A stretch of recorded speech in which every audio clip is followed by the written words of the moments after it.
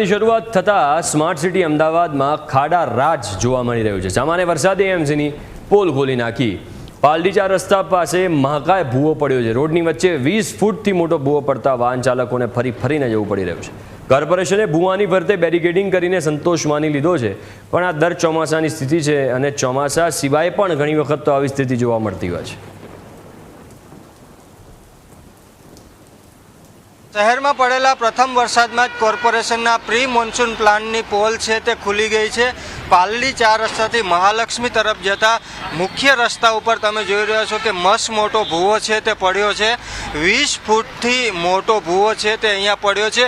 અગાઉ પણ અહીંયા ભૂવો છે તે પડ્યો હતો અને તેનું રિપેરિંગ કામ કરવામાં આવ્યું હતું, ત્યારે ફરી એ જ જગ્યાએ વિશાળકાય ભૂવો છે તે પડ્યો છે। ભૂવો પડતા એક તરફનો રસ્તો છે તે બંધ કરી દેવામાં આવ્યો છે। ભૂવાને કોર્ડન છે તે હાલ કરી દેવામાં આવ્યો છે।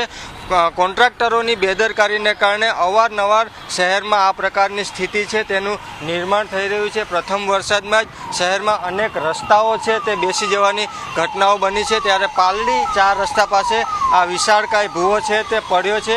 ત્યારે શહેરીજનો માટે ચોમાસું આવે અને શહેરમાં ભૂવાઓ ન પડે તો જ નવાઈ છે।